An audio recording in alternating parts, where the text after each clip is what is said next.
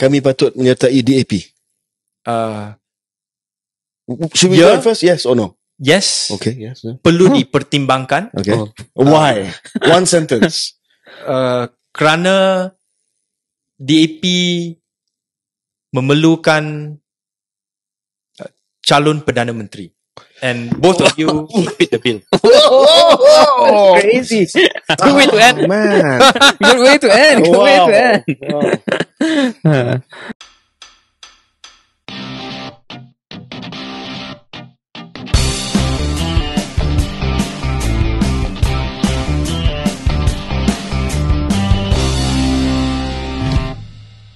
Assalamualaikum. Saya Syaril Hamdan Dan saya KJ. dan kita bersama dalam episod podcast Keluar Sekejap yang pertama semenjak kita break seminggu untuk Hari Raya. KJ, macam mana Raya? Selamat Hari Raya. Selamat Hari Raya. Batin. Selamat Hari Raya, okay? Alhamdulillah. Ya. Makan banyak macam biasa. Berapa kg naik? 1,5 1,5. 1,5 kilo. 1,5. So kena buat sesuatu lah dalam masa 3-4 minggu mendatang ni. Kalau tidak dia Ya. jadi macam KJ dia problem. And macam mana perbualan tahun ini masa raya? Biasanya raya ni kita jumpa dengan ahli-ahli keluarga yang yalah kita jumpa setahun sekali. Ya. Mungkin setiap raya dia punya topik perbincangan, perbualan berbeza-beza. Tahun ni how was it? Tahun ni ahli keluarga peliknya dia lebih aktif nak borak politik dengan saya. Oh, dia tahu pasal Keluar Sekejap. Dia tahu pasal Keluar Sekejap. In fact, itu menjadi antara topik yang selalu dibincangkan. Wow. So, maknanya branding Keluar Sekejap ni lebih mungkin lebih popular di kalangan ahli keluarga saya lah. Saya tak tahu untuk KJ macam mana. Okay. Dan tak, yang saya sebut tadi peliknya ialah waktu sebelum Keluar Sekejap, kadang-kadang topik politik ni menjadi sensitif. Dia orang tak nak sebut sangat, dia tak nak cakap sangat. Tak tahulah dia orang sokong parti yang UMNO ke tak sokong. Macam pilihan raya kita tanya orang nak undi siapa. Dia macam segar-segar kan. InsyaAllah. Tapi sekarang ni dia lebih terbuka nak borak politik. Okay. Tak tahu, pelik. Okay. Yeah, that's good. How about you? How was yours? Yeah, I mean semua tanya saya macam mana sekarang, standard lah. bila lagi nak jual politik. Soalan-soalan standard lah. So macam mana ni you tepis soalan-soalan tu? Saya tepis, saya kata saya dah bersara lah.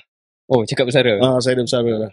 Tapi coming out of retirement tu ada, lepas tu boleh cakap orang bersara sekarang ni tak saya noktah saja. noktahkan saja. Dia tak ada second act, dia tak ada Michael Jordan part 2, tak ada. I see. You realise this will be the headline, right? When this episode comes out, like you say you are retired. But ramai yang tanya betul ke you nak bertanding Pilihan Raya Negeri. Saya kata 80-20 kan.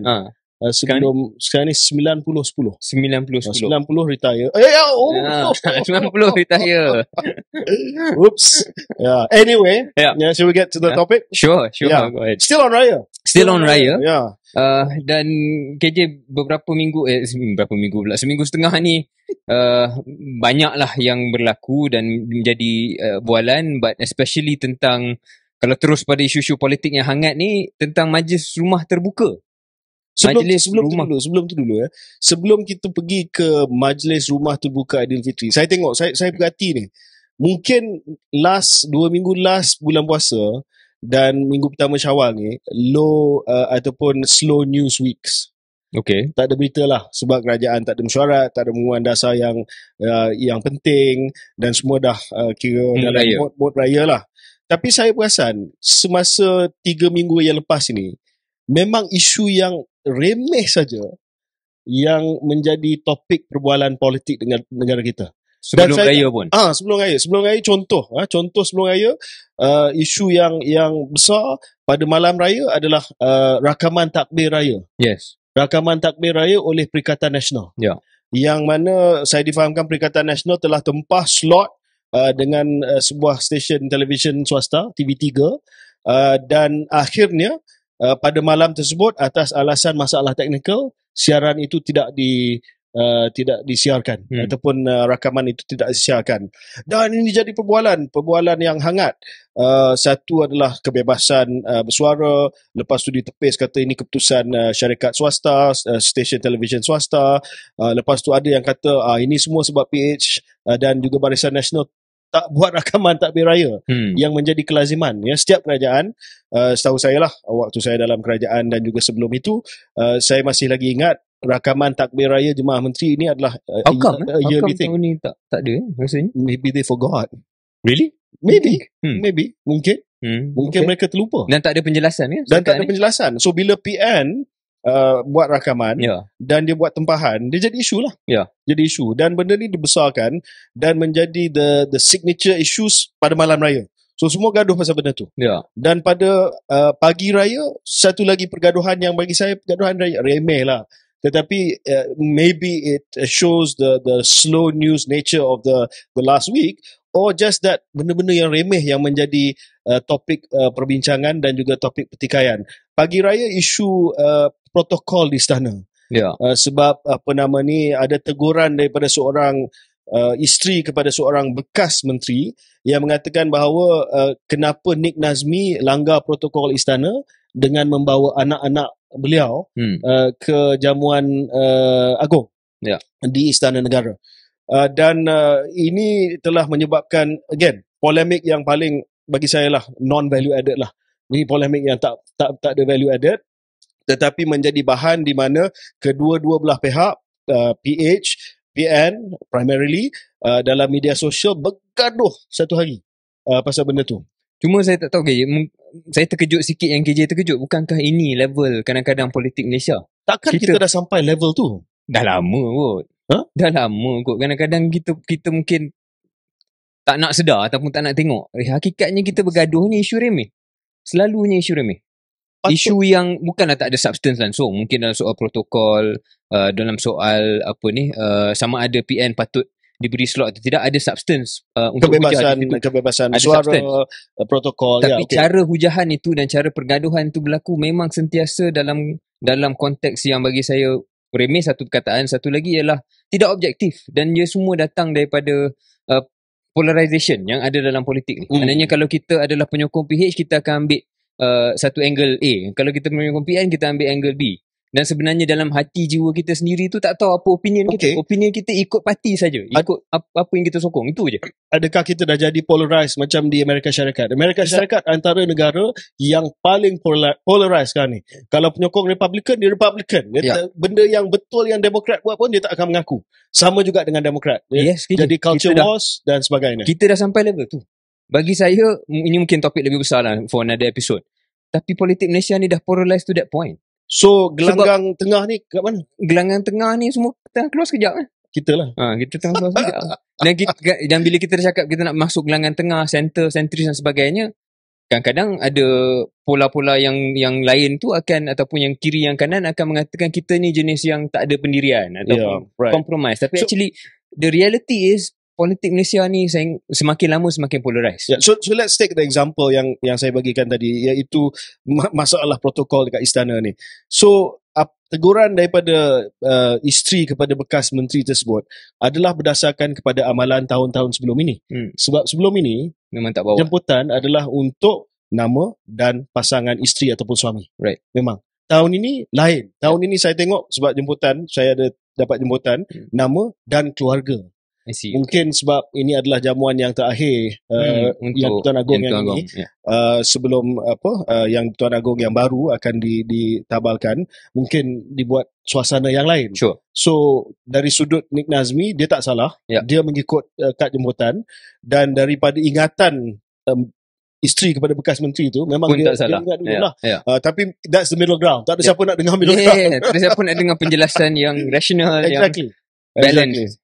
Okay. So coming back to now more ridiculous things. Apa dia? Ini pun satu lagi benda yang hujahnya, pergaduhannya nampak remeh dan tak objektif, tetapi ada substance dalam isu ni, iaitu soal sambutan Aidilfitri ataupun Majlis Rumah Terbuka Hari Raya Kerajaan Perpaduan yang dilaksanakan di 6 negeri. Ini tak payah jelaskan lah. Saya ingat semua pendengar kita tahu cerita ni. Maknanya ada open house, dan open house tu dibuat di 6 negeri, 6 negeri yang ada PRN. Dan macam-macam komen yang dilontarkan oleh pemimpin politik PH, pemimpin politik PN yang mula mempertikaikan netizen-netizen dan penyokong parti masing-masing.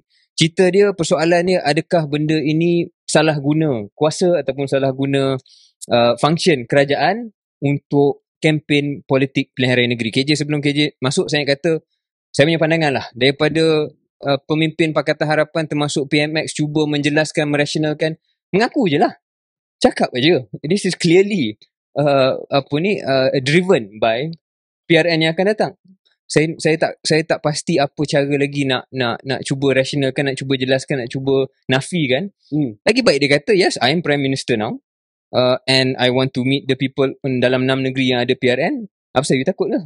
Kenapa dia tak boleh ambil pendekatan begitu daripada cuba cover benda yang penjelasan dia pun tak berapa nak meyakinkan. 100%. Just call it for what it is. Saya berpandangan bahawa kerajaan PH dan BN, kerajaan yang dipanggil sebagai kerajaan perpaduan ini, harus take ownership. Yeah. Just you make the call, you make the political call. Just make it. Saya rasa budak sekolah pun tahu yang mereka pilih Kedah, Pulau Pinang, Selangor, Terengganu, Kelantan, Negeri Sembilan. Sebab ada pilihan raya negeri. Betul. So that's it. Dan dia kerajaan, dia Perdana Menteri, dia boleh pergi mana-mana. Daripada dia cuba cover lah. Saya yang lebih baik dia sebut. Kalau dia take ownership, mungkin pergaduhan ni tidaklah berleretan. Tapi mungkin Syaril, mungkin dia terpaksa bagi justifikasi sebab kalau saya ingatlah pendirian PH dulu selalu hentam kita menggunakan pentas kerajaan, menggunakan majlis kerajaan, menggunakan jentera kerajaan, menggunakan peruntukan kerajaan untuk buat majlis pemimpin bersama rakyat di kawasan-kawasan strategik. Saya masih lagi ingat bila Datuk Seri Maes Sabri buat jelajah keluarga Malaysia, ingat tak? Ingat. Banyak komplain, dia kata ini semua because PRU lah. Sebab tu ada jelajah keluarga Malaysia. So samalah. Tapi dalam hal ini saya nampak mungkin mereka tak nak nampak hipokrit lah sebab dulu mereka hentam. Tapi banyak lagi kes yang kalau nak cakap hipokrit ni banyak lagi. Banyak. This is not the biggest. This is not the biggest. Don't die on this hill lah. Not worth it. Don't die on this hill. Dan to be fair, tu Pakatan Harapan, benda ni memang berterusan daripada dulu lagi. Bukan soal majlis ataupun jamuan, tetapi program-program kerajaan, apabila ada program agensi kerajaan, apabila ada contohlah program transformasi kerajaan bawah Datuk Seri Najib pun, kita waktu dalam Barisan Nasional kita gunakan itu sebagai kempen politik, modal politik. So the public knows. Exactly. The public knows, and saya ingat lebih baik kita PH boleh take ownership macam kita kata. Tapi balik kepada keputusan, saya nak tanya Syaril sebab saya ada pengalaman dulu sebagai anggota pentadbiran. Keputusan PMX, kita tolak ke tepi lah soal pilihan raya negeri. Katalah tahun depan dia buat benda yang sama. Maknanya PMX dia buat keputusan selepas ini Majlis Hari Raya Aidilfitri Perdana Menteri tidak diadakan di Seri Perdana, tetapi dia akan pergi pusing lah. Mungkin tahun ini 6 negeri, mungkin tahun depan sebab dah pilih 6 negeri ni dia akan pergi ke Perak ataupun Johor ataupun Sabah ataupun Sarawak. Di situ mungkin dia akan ada higher moral ground. Dia akan kata dulu saya buat mungkin untuk pilihan raya, tapi saya nak tunjuk bahawa now saya nak ambil negeri-negeri mengikut giliran. What do you think? I think that would be a good idea. Dan cuma next year if he does that untuk negeri-negeri yang lain, tutup isu ni. Tutup isu. But idea untuk tidak diadakan rumah terbuka di Seri Perdana macam mana? I think that's a good idea. Untuk bukanlah nak kata benda ni besar sangat, decentralization dan sebagainya, tidaklah, tetapi at least ada pembaharuan ataupun kelainan. Mungkin motif kali ni lebih politikal, tapi benda yang baik. Mungkin kelainan dari segi ownership ataupun pemilikan majlis tersebut. Sebab saya masih lagi ingat zaman Mahathir, zaman Pak Lah, hatta zaman Najib pun biasanya Perdana Menteri dia akan host majlis Perdana Menteri dan Kabinet di Seri Perdana, dan Perdana Menteri akan hadir di setiap negeri untuk majlis open house yang dianjurkan oleh kerajaan negeri. Cuma kali ini Perdana Menteri mengambil alih pemilikannya. Dia yang nak organise. Contohnya di Selangor, kerajaan Selangor buat, tetapi PM is the host together with the Selangor State Government. So isu Perdana Menteri turun ke negeri untuk meraihkan rakyat pada musim Syawal ni bukanlah benda yang baru bagi saya lah. Cuma dia take ownership lah. Dia kata dianjurkan oleh Perdana Menteri. So saya rasa itu kelainannya, dan saya melihat dulu di Seri Perdana memang ramai yang datang. Sebahagian besar yang datang adalah bukan rakyat Malaysia. Bukan kita nak mendidakkan bukan warga negara Malaysia daripada mendapat majlis ataupun kita bersama dengan mereka pada hari raya, tetapi kalau tujuannya politik, tujuan sentuhan kepada pengundi, saya fahamlah kenapa dia nak turun ke bawah. Dan to be fair juga, satu lagi kerja mungkin kita ramai yang tak sedar, masa bulan puasa yang saya tengok berita, banyak yang beliau laksanakan majlis buka puasa di Seri Perdana. Kan dalam tak tahulah dalam seminggu ke 2 minggu tu banyak every day. So mungkin untuk raya dia nak round lah. Saya dia nak round. Tapi saya kena tabik satu pasal PMX ni. Dia punya stamina luar biasa lah. Ya. Luar biasa. Ya. Saya tengok hari tu dia ada dekat mana dia Kedah, lepas tu dia pergi satu negeri yang lain, lepas tu dia pergi ke Sabah. Quite phenomenal. And ada satu video yang dia buat training dengan Dengan tali tu. dengan tali tu. Tali tu. Adakah saudara Syaril berhajat untuk menawarkan diri sebagai PT, personal trainer kepada PMX, manakala saudara Syaril seorang yang sado dan muscle dan sebagainya? I don't mind. I need the extra salary. Mungkin Datuk Samsul Iskandar kalau sedang mendengar podcast ini. Sebab Datuk Samsul Iskandar ni hebat banyak benda, tapi saya tak rasa dia sesuai untuk jadi PT. Tapi dia hebat billboard. Saya nampak billboard. So that was the issue. So Sam, kawan saya ketua Muda UMNO Malaysia, dia dulu ketua AMK, Pakatan Muda Keadilan. Jadi dulu masa pilihan kecil saya gaduh dengan Sam lah, baling batu kat dia baling batu kat saya. But anyway, good friends now. So Sam dia buat billboard besar, dabak gila dekat Bagan Datuk. Dekat Bagan Datuk. Dan dapat pelbagai reaksi. Dia kata, okey, biasalah kalau menteri buat billboard. Itu pun ramai yang kata tak patut menteri buat billboard. PM pun kata dia tak nak ada billboard Madani lagi dengan muka dia semua. Tapi Samsul sebagai ketua setiausaha politik, dia kata ketua setiausaha politik pada Perdana Menteri, buat billboard kedabak Selamat Hari Raya Aidilfitri di Bagan Datuk. Dan dia buat penjelasan. Dia buat penjelasan bahawa bukan duit kerajaan yang dibelanjakan, dia belanja sendiri. Tapi yang saya tak berapa gemar dengan billboard yang ada orang politik. Saya tak pernah ada billboard muka saya besar. Tapi untuk kali ini saya sokong. Sebab dia tengah troll Zahid dekat Bagan Datuk. Ingat raya, lepas raya kita mood lain. Sebelum kita pergi ke break, saya just nak rujuk balik kepada himpunan Madani ni. Sebab untuk pengetahuan pendengar, majlis hari raya diadakan pada waktu pagi hingga petang. Malam sebelum itu Political event diadakan himpunan Madani. Kita tak pasti himpunan Madani ni program kerajaan ke program parti. Dia samar. Kita tak tahu. I saw. Tapi dengan ucapan tu ucapan politik. Saya tengok, saya telah teliti, saya tengok live ucapan daripada PMX. Ini bukan majlis kerajaan ni. Bukan. Saya pun tengok. Ini bukan. It's a political speech. Hatta PM ni cakap esok saya akan cakap sebagai Perdana Menteri di depan Sultan. Tapi malam tu dia cakap sebagai seorang politician. So saya rasa kepada PH dan juga BN tak perlulah selindung di belakang di belakang alasan bahawa ini adalah program kerajaan. Everybody's done it. Just do it. Just go for it.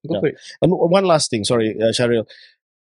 Dalam podcast Keluar Sekejap ini, setiap minggu kita ada 2 episod, tapi setiap minggu dalam 2 episod ni kita akan pilih seorang untuk menjadi MVP, Most Valuable Player of the Week. Every week. Sorry, I didn't discuss this with you. This is a surprise. So I think who's your MVP this week? I think every week we should call out an MVP, Most Valuable Politician. Sama ada dia ini bukan troll apa-apa, ni legit. Sama ada dia buat benda yang bagus ataupun benda yang tak bagus. Tapi dia most valuable lah. Dari segi dia punya news value dia. News value dia lah. So kalau dia hebat, MVP, layak untuk jadi MVP. Kalau dia bangang pun layak untuk jadi MVP. So my MVP for this week is dia ni politician yang sebelum ni agak famous lah, tapi tak adalah famous sangat. Tak adalah national level. Tetapi oleh kerana minta maaf, oleh kerana obsession, penyokong PH obses dengan dia ni sangat. Dia telah jadi satu figura yang lebih besar, lebih dahsyat dan lebih hebat. Daripada menjadi seorang parochial leader, state level leader, dia jadi the thorn in the side of Pakatan Harapan. And it's Pakatan Harapan's fault. You created Sanusi. Right. Betul kan? I agree. Sanusi. Now, he's the man. He's the man, right? He's the man. You setuju? MVP. I setuju. Most MVP Valuable Player, Keluar Sekejap, the first award for Most Valuable Player goes to MB Kedah. My friend, Sanusi. Oh, your friend. My friend. Kita akan kembali selepas ini. 90-10.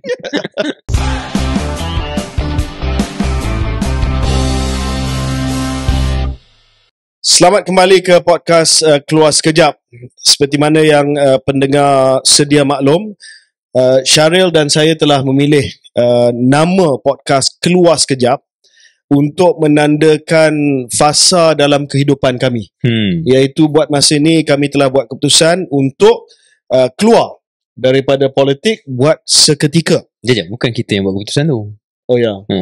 Ada orang putuskan untuk kita. Yes. Kita ada keputusan yang telah dibuat di Ponorogo bahawa saya dan Syaril akan keluar seketika daripada gelanggang politik tanah air. Malam ini ataupun pada episod ini kita ada seorang lagi. Ya, Seorang lagi yang KS. Yang KS. Ya, keluar sekejap juga, ya. Dan beliau adalah tetamu kehormat kita, sahabat lama saya sebenarnya. Saya dah kenal beliau lama. Malah saya telah hadir pada majlis perkahwinan beliau. Telah pun dijemput dan kami walaupun berbeza parti dan ideologi, sampai hari ini adalah sahabat baik. Dan kita bertuah pada malam ini, Syaril dan saya bertuah pada malam ini kerana bersama dengan kami di Keluar Sekejap. Mungkin ini bukanlah kali pertama dan terakhir, mungkin akan menjadi seorang regular di Keluar Sekejap. Tidak lain tidak bukan Dr. Ong Kian Meng daripada parti DAP. Masih lagi. Tak kena pecat kan? Tak kena pecat gantung. Mungkin selepas hari ni saya pun tak tahu. Seperti mana yang pendengar sedia maklum, Dr. Ong Kian Meng adalah mantan ahli parlimen Bangi selama 2 penggal, dan beliau juga pernah menjadi timbalan Menteri Perdagangan Antarabangsa dan Industri, dan beliau telah membuat keputusan pada PRU yang ke-15 untuk tidak bertanding, dan sekarang ini sudah pun menceburi kerjaya yang baru. Jadi kita ucapkan terima kasih. Thanks Kian Meng for joining us. Selamat Hari Raya. Thank you. Terima kasih. First of all, how are you? Okay. Buat masa raya tu tak makan banyak, tapi ada masa untuk bersenam lah. Okay. Mungkin boleh challenge Kyrie KJ dalam 5 km. Saya tengok Kian Meng punya pace agak laju lah. Dah slow down. Oh, very strong. Very fast. Okay. Very fast. Okay. Yeah. I'm not even in this conversation. Yeah. So saya perli Syaril sebab dia suka angkat besi. Tapi dia punya cardio zero. So mungkin Kian Meng nak ceritakan kepada Syaril betapa pentingnya ada cardio juga. Ya, tadi KJ dah kata PMX tu memang ada stamina. Jadi untuk stamina nak pergi jauh tu saya rasa 5K lah. Sekurang-kurangnya 5K. Okay. I'll prove you guys wrong. KL Standard Chartered Marathon boleh daftar untuk 42 km. Masih lagi ada. Okay. Saya tengok tadi dah full 42. Tinggal yang kids run. Kids run. Kids run. Kian Meng, sejak Kian Meng telah mengumumkan tidak bertanding dan keluar sendiri. Keluar sendiri. Jangan masalah dah, keluar sendiri. Sejak umumkan keluar sendiri, apa yang Kian Meng telah melakukan dalam kerjaya dan sebagainya? Ya, selepas PRU ke-15, saya telah merehat lebih kurang 2 bulan. Dan selepas Tahun Baru Cina, saya telah mengambil 2 jawatan yang baru. Jawatan pertama ialah untuk menjadi program director, satu untuk memulakan satu kursus yang baru di Taylor's University, satu kursus yang saya rasa KJ pun kenal, iaitu Politics, Philosophy dan Economics, PPE. KJ pun belajar tu kursus itu bersama dengan Tony Phua. Tony Phua bukan masa yang sama tapi kursus yang sama. Dan satu lagi appointment yang saya baru ambil di bulan Mac ialah sebagai Senior Visiting Fellow di Yusof Ishak Institute of Southeast Asian Studies. Sama lah. Sama. So we are colleagues. colleagues. KJ join bulan Februari, saya join bulan Mac. Oh, nice. Yeah. Okay, good. Untuk tempoh masa lebih kurang 6 bulan. Okay, mungkin Dr. Ong ni Kian Meng boleh ceritakan sikit tentang program PPE dekat Taylor's College ni. Sebelum tu pendengar mungkin latar belakang Dr. Ong. Sebelum beliau masuk ke politik untuk menjadi ahli parlimen, you were an academic. Betul. You were an academic, right? Di UCSI. Dan bila saya baru-baru kenal KJ, saya belum lagi pergi ke US untuk buat PhD. Pertama kali kami jumpa ialah di Washington DC. Bersama dengan Lim Guan Eng dan Arwah Adlan Benan. Umar. Ya, mentor Rafizi. Ya, betul. Betul. Ya, jadi Ya. pada masa itu saya belum lagi pergi ke US untuk buat PhD, tapi pada tahun 2004 saya telah dapat satu scholarship Fulbright pergi buat PhD dalam bidang sains politik. Lepas tu balik ke Malaysia 2010 dan mula mengajar di satu universiti swasta, UCSI. Sekarang ada satu cabaran yang baru, iaitu untuk memupuk generasi muda dalam bidang, bukan saja bidang politik, dalam bidang corporate, dalam bidang NGO dan think tank, untuk membuka minda mereka melalui program yang baru di Taylor's University, iaitu PPE. So PPE ni adalah politics, philosophy dan ekonomi. Jadi penuntut itu akan belajar ketiga-tiga lah. Multidisiplin. Syaril pun PPE dulu kan? Saya PE saja. PE saja. Filosofi dah tak ambil. So you're not really very philosophical lah. Sure, okay, fine. Yeah. So, but I live in the real world. excuse me. Mungkin Kian Meng boleh ceritakan kenapa program macam ni penting? Sebab bukankah kita nak menggalakkan orang muda untuk jadi jurutera, jadi doktor, jadi saintis? Kenapa nak kena belajar sains politik, filosofi, ekonomi? Ni nak jadi politician ke? Bagi saya memang STEM itu penting, sains, teknologi, matematik, engineering. Tapi saya rasa kita juga perlu pemimpin bukan saja dalam bidang politik, tetapi pemimpin yang lebih holistik, yang boleh menggunakan critical thinking skills dalam mana-mana bidang. Dan saya rasa framework yang digunakan dalam filosofi, dalam bidang sains politik dan juga ekonomi memang adalah satu benda yang boleh membantu orang muda untuk membuka minda mereka. Dan jikalau sebahagian mereka nak menceburi bidang politik, saya rasa itu juga adalah satu perkara yang baik, kerana ada dua teladan yang baik, dua contoh yang baik, iaitu KJ bersama dengan Tony Poh yang telah saya rasa memberikan satu prestasi dan juga gambaran yang baik lah kepada orang yang belajar PPE. Yang mungkin bukan Boris Johnson. Boris Johnson is classicist. Classicist. He did classics. Okay. Yeah, to be fair. Just David Cameron did PPE. David Cameron, okay. Cuma saya nak tanya doktor, antara kritikan kursus PPE ni yang biasanya dia sebab dia datang daripada UK kan, jadi banyak hujah dan perdebatan tentang PPE ni pun ada dalam UK. Dan antara kritikannya ialah bahasa Inggerisnya you become a jack of all trades, master of none. Maknanya tidak betul-betul mendalami lah mana-mana satu daripada tiga komponen itu. Dan barangkali dalam dunia ataupun dalam kerjaya politik ataupun pengurusan, especially komponen ekonomi itu menjadi satu komponen yang sebenarnya perlu didalami dengan lebih mendalam lah. Macam mana doktor punya pandangan tentang kritikan itu dan bagaimana nak menguruskan dalam menjadi director untuk PPE di Taylor's ni? Ya, itu soalannya sangat baik. Bagi saya, apa yang menjadikan program ataupun kursus PPE di Taylor's University satu perkara yang lebih unik ialah saya nak memasukkan dalam kurikulum research and applied learning. Maksudnya mungkin dalam tahun kedua ataupun dalam tahun ketiga, lecturer ataupun akademik bersama dengan murid-murid, bersama dengan student akan bekerjasama dengan strategic partner, NGO, think tank, kerajaan, akademik yang lain, corporate, untuk membuat research agenda ataupun research project di mana framework yang dipelajari oleh mereka dalam ekonomi, dalam sains politik, dalam apa-apa juga boleh dipelajari secara hands on melalui project research yang di-guided lah, yang dibantu oleh pihak akademik untuk memberi peluang yang lebih mendalam lagi untuk pelajar-pelajar ni untuk belajar secara hands on. Itu adalah uniqueness of this PPE program. Okay, we look forward to it. Wish you good luck. When is it? Bila dia mula untuk mengambil ni penuntut? Tahun depan. Tapi sekarang ni saya dalam fasa curriculum design stage dan juga untuk mendapatkan kebenaran ataupun dapatkan kod daripada MQA. Ya. Kalau perlu pandangan boleh. Boleh. Kedua-dua Syaril dan juga KJ telah saya jadi pandangan, boleh jadi part-time lecturer. Not bad. So not bad. Diversify your income source. Yes. So sebelum kita berhenti seketika, sebab segmen ni besar bersama dengan Kian Meng ni, saya nak tanya Kian Meng soalan, mungkin ramai yang nak tanya soalan ni lah. Kian Meng telah menjadi seorang ahli parlimen selama 2 penggal. I think you came in the term after I came in. Ya. Dan sekiranya Kian Meng bertanding hari itu semula di Bangi, saya rasa tak ada masalah nak menang lah. Kalau di AP letak apa benda pun boleh menang dekat Bangi tu.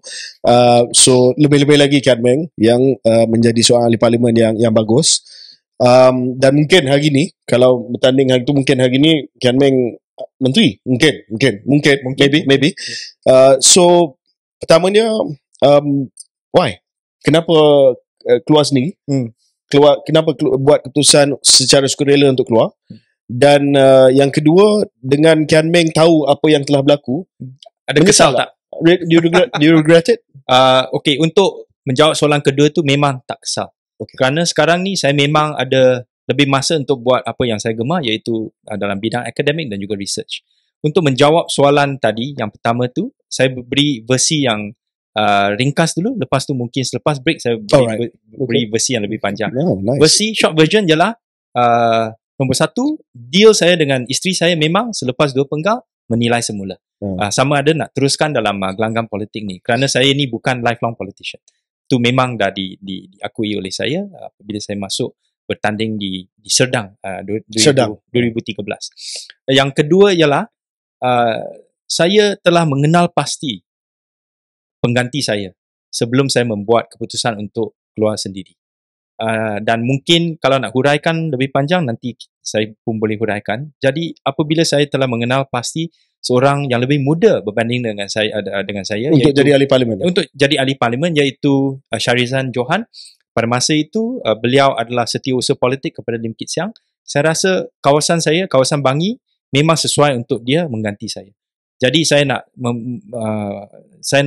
menunjukkan kepada orang ramai yang orang muda memang ada peluang yang tinggi di DAP untuk menjadi calon, dan pada masa yang sama saya juga boleh ada satu smooth transition untuk membawa dia. Dan sebab yang ketiga ialah saya khawatir kalau saya nak jadi ahli parlimen 1 penggal lagi, mungkin tak ada semangat untuk buat KPI ataupun objektif akademik saya. Okay. Ya, menulis buku ke jurnal, research dan sebagainya. Tapi saya suka sebab yang kedua, memberi laluan kepada seorang pengganti yang lebih muda, telah kenal pasti. Itu very very refreshing lah. Dia bukan contoh ada ahli parlimen yang muda tapi kursi dia dirampas oleh pemimpin yang lebih tua. Contoh for the sake of argument lah. For the sake of argument. For the sake of argument. That's good. Tapi kalau muda dia kena rampas, dia kena tolak, dia kena halau, yang tua masuk, that's not so good lah. Dan tak beri apa-apa sokongan. I put it. Okay, kita break seketika.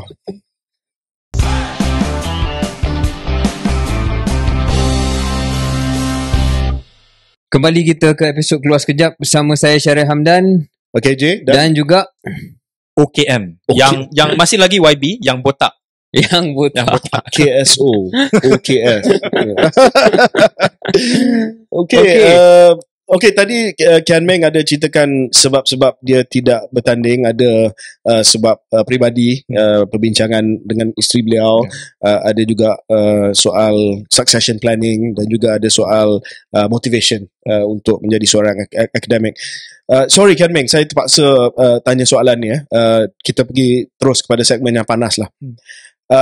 Saya masih lagi ingat sewaktu kerajaan di bawah Tan Sri Mahyudin, masa tu COVID, dan ada peristiwa darurat, parlimen telah pun digantung dan sebagainya, dan perkiraan politik Mahyudin pada waktu itu sudah pasti adalah kerana kestabilan politik, takut ada undi tak percaya dan sebagainya lah. Let's be frank lah.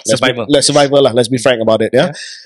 Dan Kian Meng dan TP Tony Pua telah pun mengusulkan satu cadangan yang diberikan nama CSA ataupun Confidence and Supply Agreement. Untuk makluman pendengar, Confidence and Supply Agreement ni adalah satu perjanjian yang biasa dibuat di sistem Westminster, di mana untuk apa-apa undang-undang yang penting, undang-undang kepercayaan kepada kerajaan ataupun undang-undang bekalan, bajet, pembangkang akan memberi sokongan kerana nak ada kestabilan politik. So that idea came from UNTP, right? Sebenarnya idea tu pertama kali dibangkitkan ialah oleh saudara Anthony Loke, Okay. November 2020. Okay. Pada masa tu saya rasa beliau dah nampak ketidakstabilan politik dalam kerajaan PN. Okay. Jadi satu penyelesaian ialah untuk cuba mencari jalan keluar. Tetapi apabila dia melontarkan idea ni, memang Tan Sri Muhyiddin dia punya pejabat tak berapa sokong lah. Jadi itu adalah episod yang pertama. Episod yang kedua ialah mungkin ini tidak diceritakan di luar sana, tapi selepas bulan April ataupun Mei tahun 2021, height of the COVID number, saya rasa KJ pun sedar pada masa tu sebagai Menteri Kesihatan, saya bersama dengan Liu Chintong ada approach Datuk Mazuki, Dr. Mazuki, iaitu Ketua Sulit kepada Tan Sri Muhyiddin untuk bincang CSA. Ni round 2. Round 2 melibatkan saya bersama Chintong, tetapi pada masa yang kami nak menguruskan ataupun mengaturkan satu meeting di antara Tan Sri Muhyiddin dengan pemimpin PH, tiba-tiba dibatalkan. Okay. Dan round 3 ialah bersama dengan Tony Phua, saya, Dr. Mazuki bersama dengan Tengku Zafrul. Okay. Saya rasa KJ pun tahu dalam kabinet ada perbincangan seperti ini.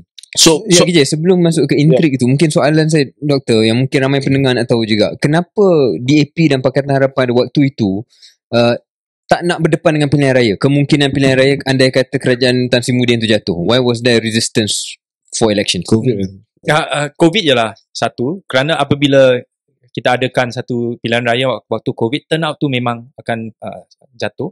Dan bila turnout jatuh, memang siapa yang rugi? PH yang rugi. So we saw that in the PRN, di Melaka dan lepas tu di Johor. Jadi memang itu salah satu consideration.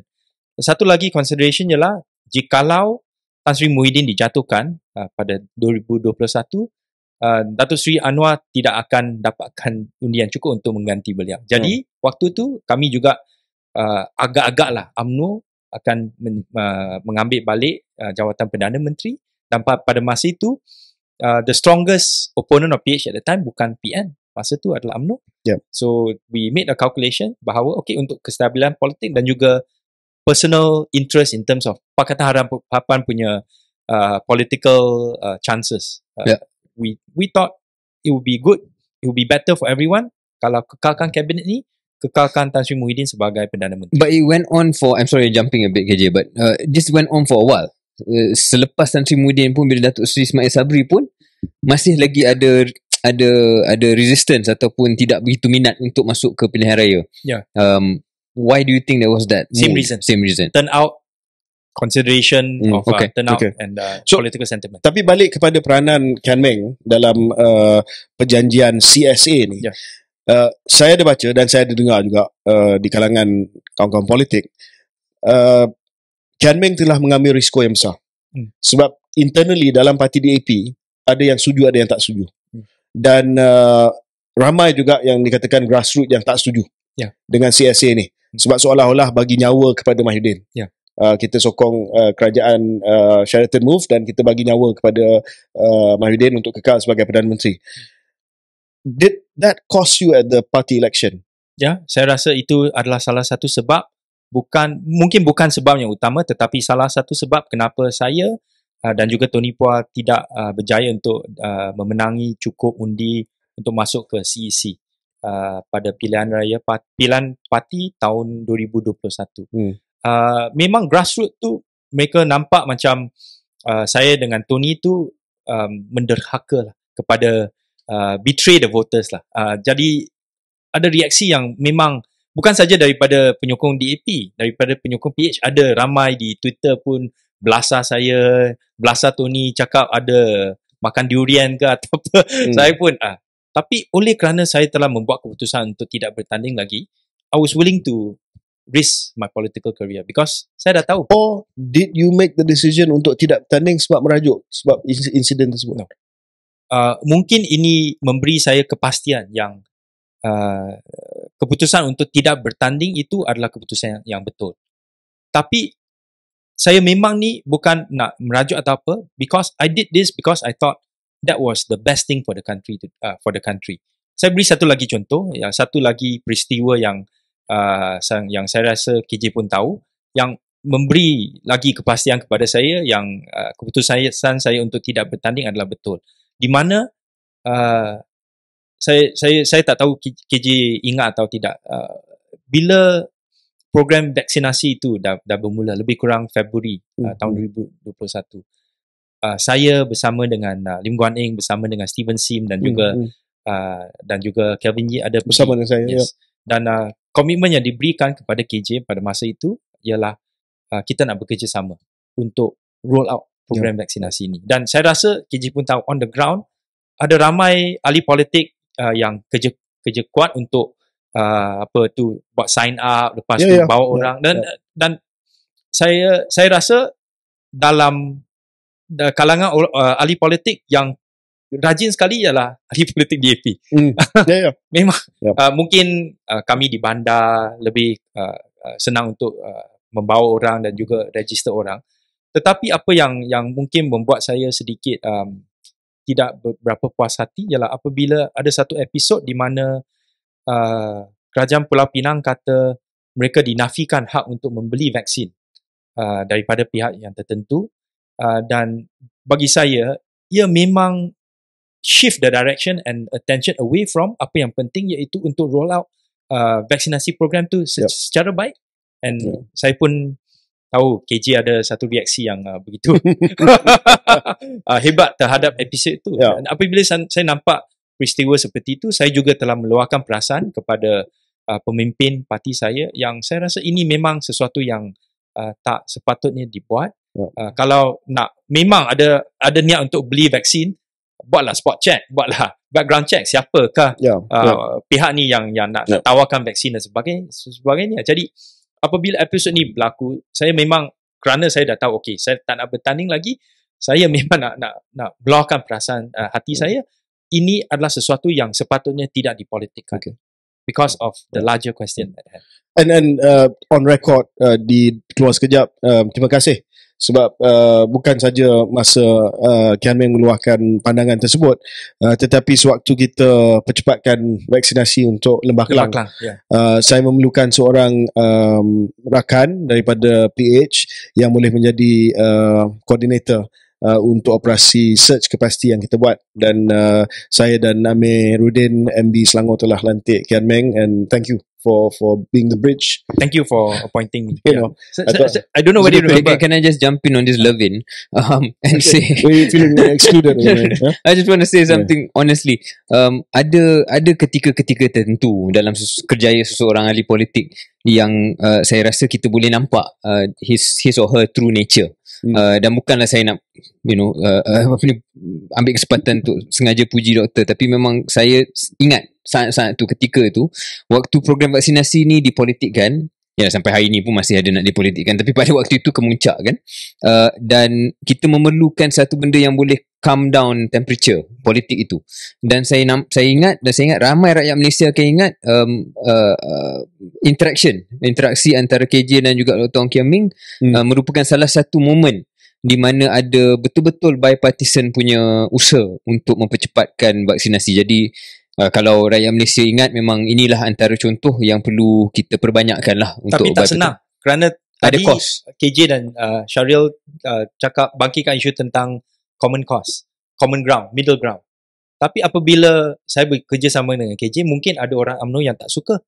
Mungkin di sebelah sini pun, di sebelah PH, ada juga orang itu yang saya maksudkan, Dr. Ada ketika tertentu individu-individu yang dalam politik perlu bayar kos tersebut, menunjukkan bahawa dalam politik ni bipartisanship ni benda yang boleh berlaku dan wajar berlaku. Yes, and I was willing to pay the cost. Sure. So no regrets. No regrets.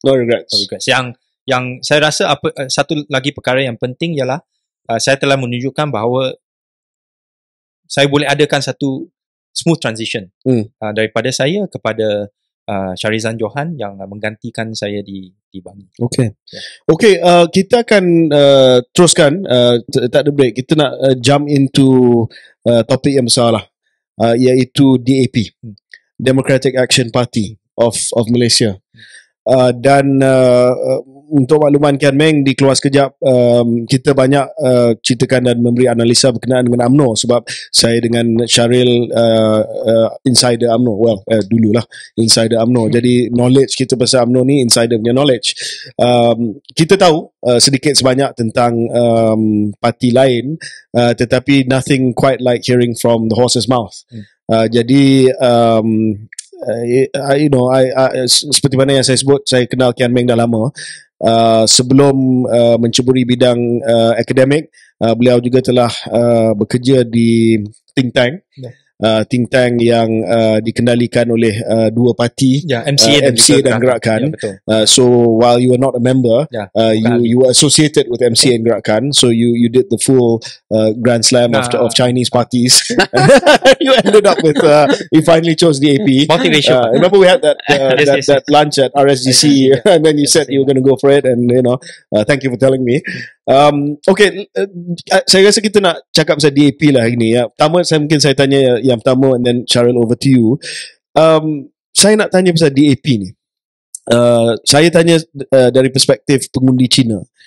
Pada pandangan Kian Meng, adakah DAP akan terus mendominasi undi Cina? Saya rasa undi Cina kepada DAP ataupun PH lah, kita ambil proxy PH, lebih daripada 95%, more or less lah, lebih kurang, average, average 95 daripada 100 pengundi Cina akan bagi kepada DAP ataupun proxy dia lah, PH, rakan dia PH. Adakah ini akan berterusan selama-lamanya, never ending story? The answer is no, tidak. Tapi bila kita nampak trend, bermula pada tahun 2008, bila ada satu gelombang yang besar, di mana PH telah memenangi beberapa kerajaan negeri, mula kita nampak pergerakan ataupun perubahan dari segi cara pengundian, di mana pengundi Cina di dalam kerusi majmuk ataupun mixed seat yang sebelumnya memang lebih menyokong Barisan Nasional, dah mula tukar. 2008 kadar mengundi Pakatan Rakyat pada masa itu lebih kurang 7 sampai 80%. 2013 85 sampai 90%. 2018 dan juga 2022 90 sampai 95%, ada kerusi yang lebih daripada 95%. Jadi saya rasa pada masa sekarang, oleh kerana alternatif kepada DAP ni di kalangan pengundi Cina tu tidak begitu ketara, sekarang MCA pun dah masuk ke UG, Unity Government ni, kerajaan perpaduan. Jadi alternatif tu tak kuat lah.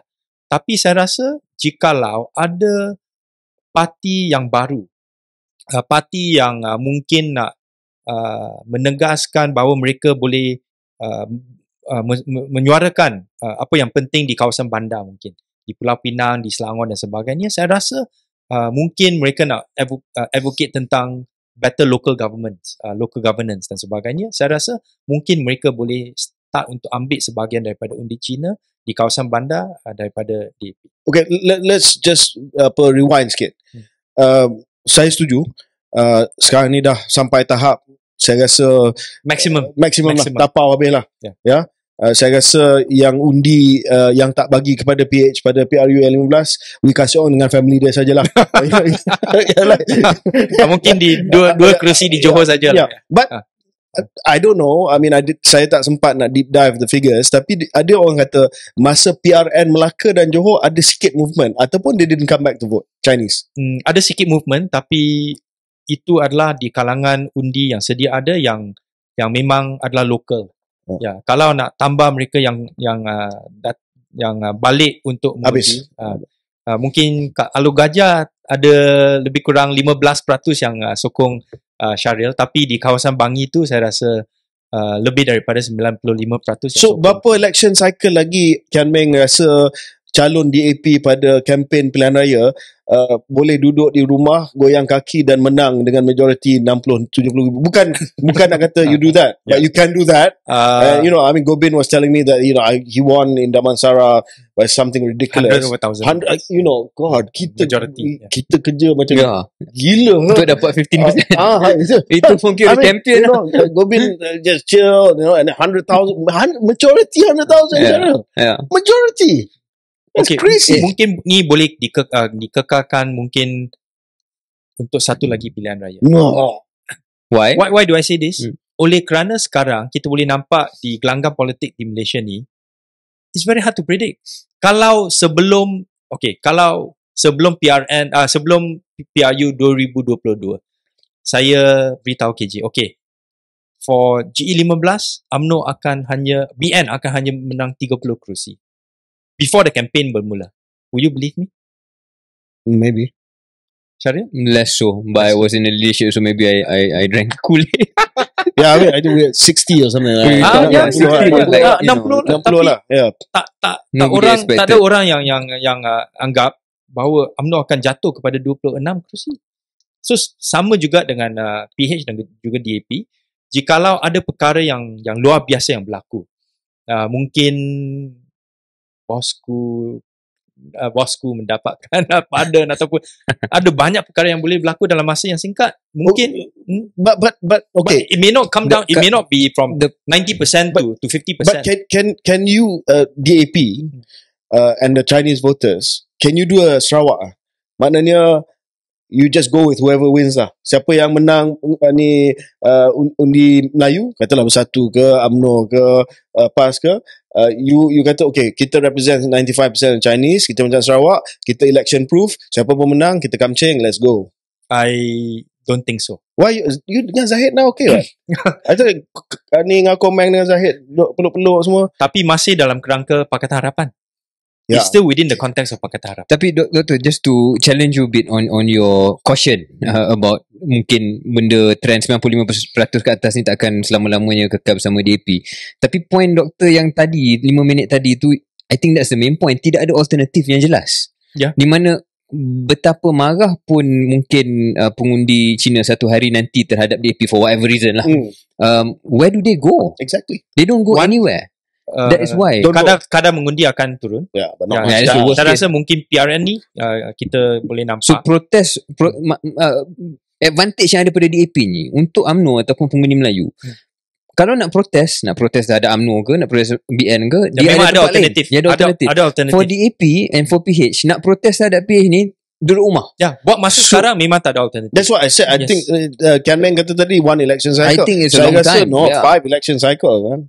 Now politics di Malaysia ni memang 5 election cycles. You guys vote as a block. I mean, bukan nak saya kata it's racial voting, but it's just you are voting coincidentally or whatever in bulk for one choice. Saya rasa mungkin sekarang ketara bahawa ini adalah pilihan pengundi Cina. Tapi saya rasa ada senario yang boleh. Ada senario misalnya di tahun 1999 GE pada tahun tu Lim Kisang kalah, Kapal kalah. Tapi Ken Meng ingat pada waktu itu, pada masa itu kebangkitan PAS dan kebimbangan pengundi Cina terhadap gelombang hijau yang kita melihat sekarang, yang dilihat pada belah sana dan bukan pada BN, dan BN dapat beneficiary daripada reaksi tersebut. Betul. Tapi kali ini gelombang tersebut adalah pada pihak lawan. So bagi saya saya berpendapat dengan KJ. Saya berpendapat DAP going to be election proof for the next 3-4 cycles at least. And as long as DAP kekal bersama dengan PH ada supreme advantage dalam hal ni. Just like Sarawak. So mungkin tu yang KJ cuba sampaikan, ada tak kemungkinan DAP menyedari dan mengenali kekuatan itu dan mengambil option lain selain daripada just become PH. Saya rasa buat masa sekarang memang DAP taat kepada Pakatan Harapan kerana itu adalah perjuangan parti DAP pada dalam masa yang lama. Tetapi mungkinlah saya beri satu senario, mungkin di bawah Presiden UMNO sekarang ni mungkin tidak akan berlaku, tetapi mungkin di bawah Presiden UMNO yang lain, mungkin UMNO juga boleh ada satu renewal or transformation. Really? Mungkin That's a joke. mungkin ya, dan pada masa yang sama DAP juga boleh mengubah image Okay. parti kepada satu parti yang lebih inklusif, yang ada lebih ramai pemimpin Melayu yang boleh merapatkan jurang di antara DAP dan juga Okay. UMNO. We're gonna, kita akan pick up daripada komen Kian Ming tadi berkenaan dengan DAP dan orang Melayu selepas break ini.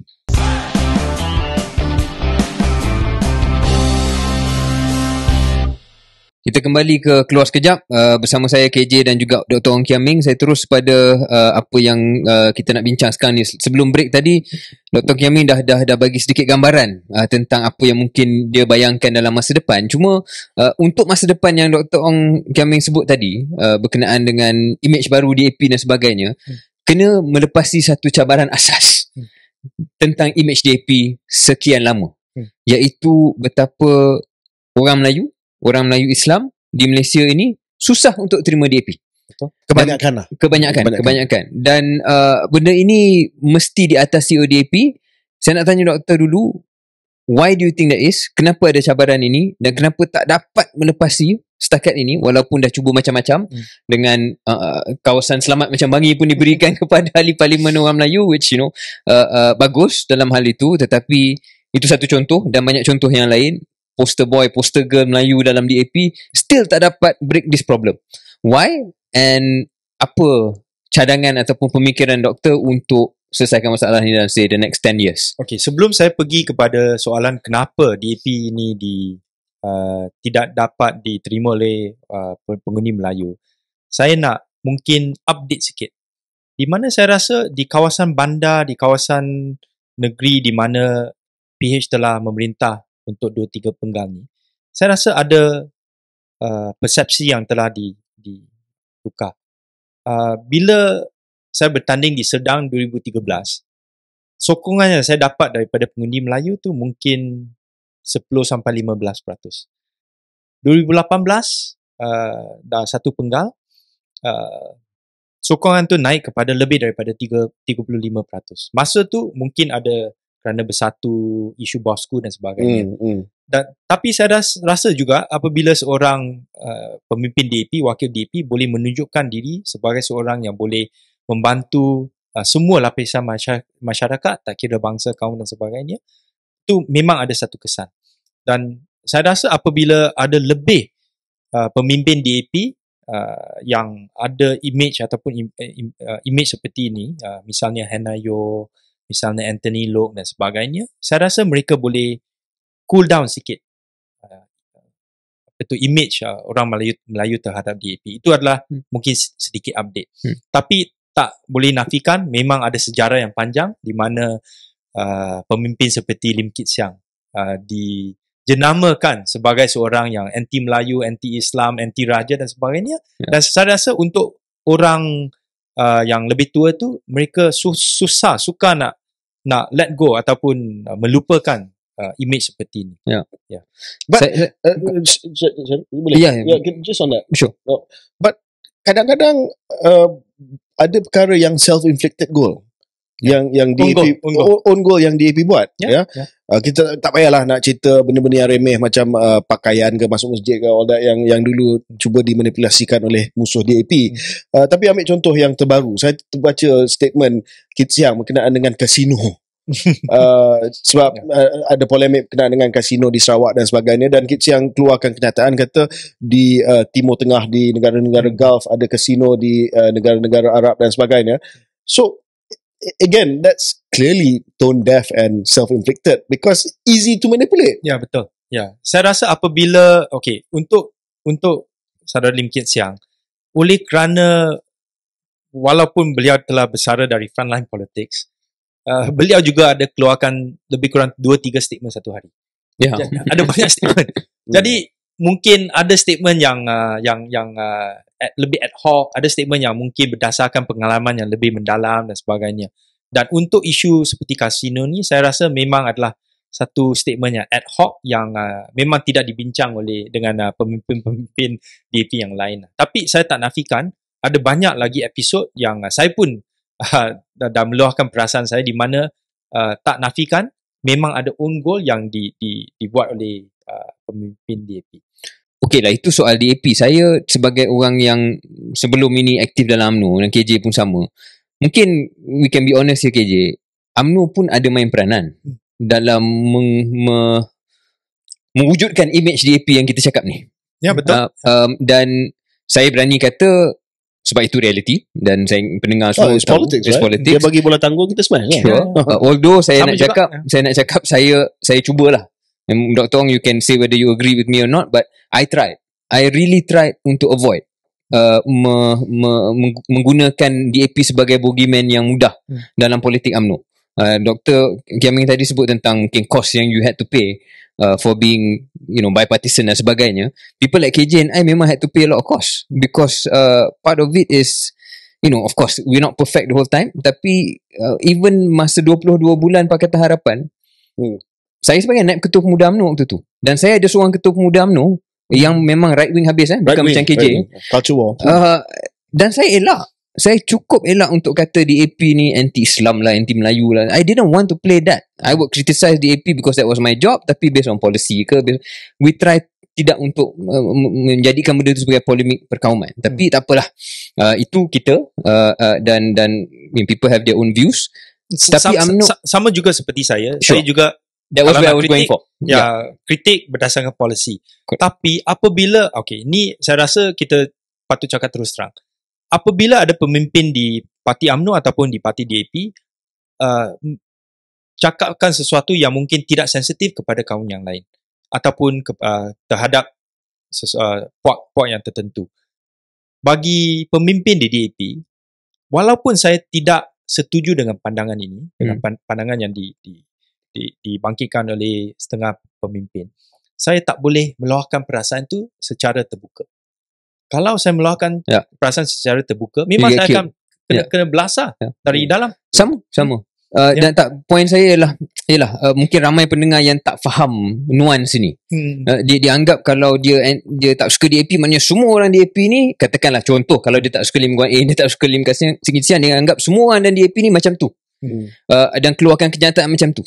Dia tak tahu ataupun dia tak nak tahu ada orang macam Ong Kiaming, ada orang mungkin macam kalau katakan Anthony Loke yang mungkin image dia berbeza dan cara penyampaian hujahnya berbeza. Sama juga orang Pakatan Harapan yang dululah, sekarang ni dah lain dulu betul-betul anti UMNO, betul-betul anti BN. Siapa saja orang UMNO confirm dia ni racist lah, dia ni inilah itu. Dia tak nak layan pun kemungkinan bahawa dalam parti UMNO itu sebenarnya ada perbahasan, and there is a debate to try and change the tone. Anyway, bercakap tentang hal ini, mungkinkah kalau saya nak tukar gear sikit, dengan unity government, kerajaan perpaduan yang bersama dengan UMNO sekarang ini, adakah ini sebenarnya satu, selain daripada keperluan ke strategi PH untuk DAP, is this your shortcut?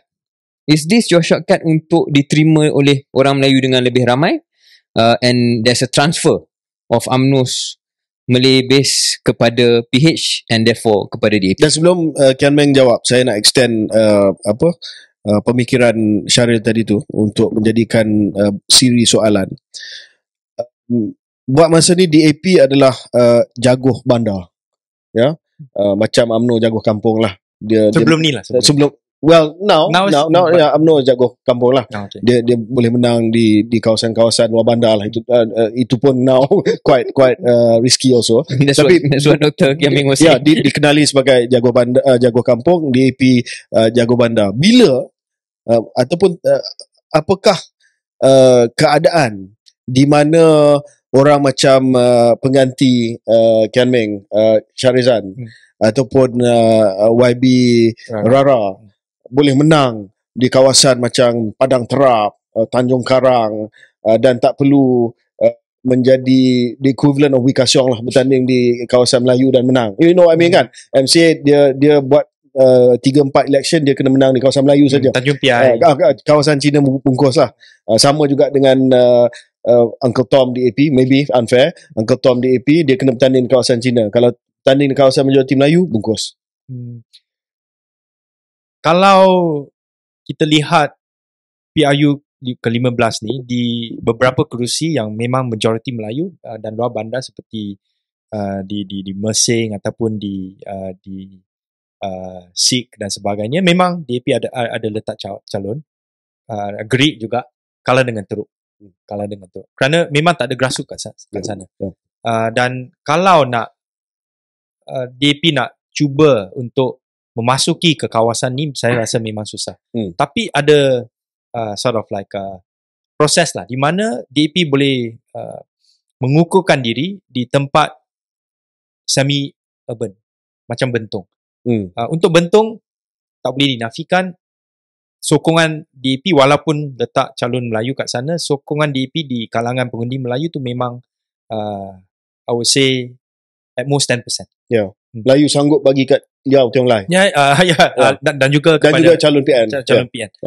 Jadi kalau boleh meningkatkan peratusan pengundian di kalangan orang Melayu di kawasan seperti ini, then DAP, masa hadapan DAP lebih cerah, kerana sekarang selepas undi 18, peratusan pengundi Melayu tu dah naik. Jadi memang saya rasa tak boleh dinafikan itu adalah satu shortcut, tapi shortcut itu adalah shortcut yang di mana DAP tak ada pilihan. We make a decision, beri kuasa kepada Anwar untuk merunding bersama dengan BN, bersama dengan Presiden UMNO, dan selepas keputusan itu dibuat, DAP terima keputusan. Tetapi DAP boleh terima harga tersebut. Tak rasa geli ataupun miang bersama dengan grassroots Wak Zahid. Grassroots DAP, saya rasa mereka rasa miang, ada sebahagian besar yang masih lagi hold back. Tapi untuk bigger picture, sanggup buat terima kita dah dengar ayat bigger picture ni dah berapa bulan dah saya bigger picture. Segala-gala ni dimaafkan sebab bigger picture. Sorry lah. Tapi untuk saya memang konsisten. Waktu pilihan raya memang DAP, semua pemimpin DAP belasah Zahid dan sebagainya. Pandangan saya ialah jikalau Zahid Hamidi masih lagi memegang jawatan sebagai Presiden UMNO, memang renewal di UMNO tu tak akan berlaku, dan akan jadi liability kepada DAP juga mungkin satu hari nanti. Mungkin, dan memang UMNO, saya rasa di kalangan orang muda tu susah untuk diterima. Itu hakikat. I just mendengar biasanya skrip tu nak bagi tahu pendengar, ini bukan skrip yang kita bagi bukan. Saya cakap pasal ni bukan kerana saya nak sokong pandangan Syariah ataupun KJ, tapi saya rasa KJ pun tahu. Obvious lah. Saya seorang yang selalu menganalisa data dan juga undi mengikut saluran dan sebagainya. Apa yang begitu ketara pada PRU 15 ni ialah bila saya nampak saluran yang muda-muda tu, nombor 1 PN, nombor 2 PH, nombor 3 UMNO. Saya difahamkan Kian Meng ada buat kajian untuk ISIS, pengundian, analisa pengundian berdasarkan kepada saluran dan sebagainya, dan saya tak tahu tak banyak kursi Melayu di mana BN mencapai undi Melayu yang lebih daripada PN. Mungkin 1-2 saja. Mungkin boleh Kian Meng boleh sebut kursi mana agaknya. Ada beberapa, dan juga ada beberapa tempat yang mana boleh sebut calon boleh dapat juga undi muda. Kebanyakan kursi undi Melayu PN lebih banyak daripada BN. PN nombor 1, kebanyakan tempat PH ataupun BN nombor 2, dan ada banyak tempat BN nombor 3. Tetapi ada beberapa kerusi sebutlah cepat sikit. Sungai Buloh dan Kuala Selangor. Memang majoriti ataupun sampai, kalau tak silap di Sungai Buloh, 50% daripada pengundi Melayu memberi sokongan kepada calon BN. Saya tak kenal. Tak kenal. Tapi memang itu adalah Gajah kena check kat tu. Gajah kena check juga. Saya boleh memaparkan data tu. Nanti kita buat infografik ke. Sekejap, saya ni tak habis lagi sebenarnya tadi. I want to go back to that yang tadi tu. The shortcut yang mana Dr. Ong sort of akui, yes, it's a potential shortcut. Do you think it will work? Dan kenapa saya nak beritahu kenapa soalan ni bagi saya penting, kerana mungkin untuk UMNO ini pun shortcut juga. It's the reverse, the converse lah, iaitu ini juga shortcut untuk UMNO finally, dan Barisan Nasional finally dapat undi bukan Melayu. So it's two sides of the same equation. Pandangan doktor, is it possible, or is this just going to be a short term thing? It will work, tapi efek tu mungkin ada limitation ataupun terhad. Kerana pengundi Tegak UMNO tu memang pengundi Tegak. I think you all know this. Dan pengundi Tegak UMNO ni mungkin waktu PRN tu memang ketara. Sure. Pengundi Tegak UMNO bila mereka keluar, mereka akan undi UMNO. Jadi kalau sebahagian daripada pengundi Tegak UMNO ni sanggup membuang undi kepada pihak PH dalam satu agreement ataupun persefahaman di PRN yang akan datang ni, di mana memang kerusi ni akan dikongsi, I think a bit of it will transfer. Or dia boleh jadi macam Padang Serai, di mana pengundi BN dia throw kepada PN. Ya, tapi saya rasa Padang Serai tu memang satu protest vote yang luar biasa. Kerana Padang Serai undi BN dah calon BN dah mengundur, tidak lagi kempen. Okay, kita tunggu dan lihat tunggu PRN kali ni lah. Maybe we can do a special on that sebelum PRN nanti. Okay, saya nak shift kepada, dan kita teruslah dengan tanpa break. Saya nak shift kepada DAP sebab ramai pengundi dan juga orang biasa yang tak berapa tahu tentang internal dynamic DAP. Macam pemilihan UMNO ni, dia pesta. Dia pesta yang besar. Dan siapa lawan siapa, memang ketara. Bukan orang UMNO pun ikut. KJ lawan Wak dan sebagainya, ya, sebab kita open. Tapi DAP ni dia macam ada, dia shrouded in secrecy tau. Macam ada kerahsiaan yang besar. Saya adalah juga baca sikit sebab saya dulu sokong Kian Meng kan, masa CEC punya election dulu saya check Kian Meng menang ke tidak.